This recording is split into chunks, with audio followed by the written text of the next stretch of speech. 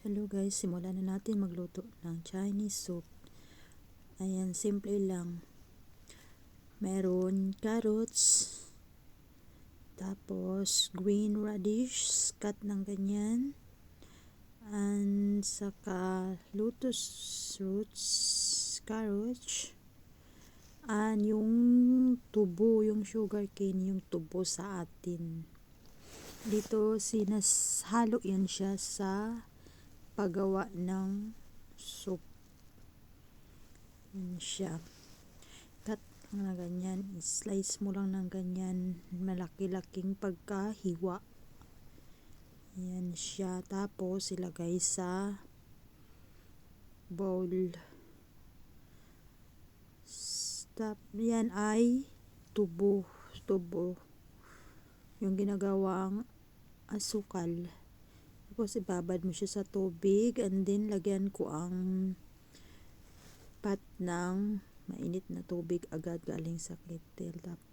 And then yan ang karne, i-ano ko, i-glance ko, and then ialisin ko dyan kasi hugasan ko ulit. Lagay ko sa strainer, hugasan ulit para malinis, para pagluto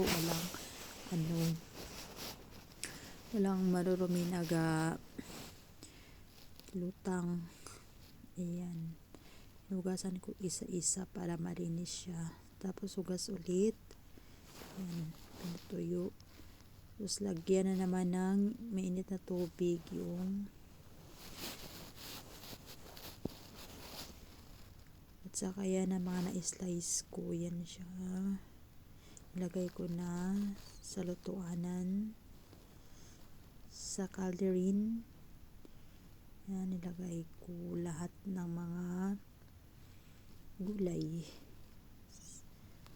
carrots, radish, lotus roots, sugar cane or tubo.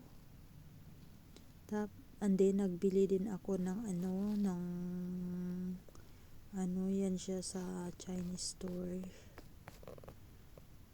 Yan, mga seeds. Tapos yung date roots, lutuin ng 1 oras. Yan, lagyan ko din ng yan, panit ng tawag niyan, panit ng orange. Yan, yung pinatuyo. Hindi mo lagyan ng hindi na pwede, kailangan ng artificial paper. Lagyan lang ng asin konti at saka 1 kutsarang asukal. Yan, nilagay ko na sa bowl. Madali lang lutuin siya. Maganda yan, masarap yan siya, lalo na sa tiglamig.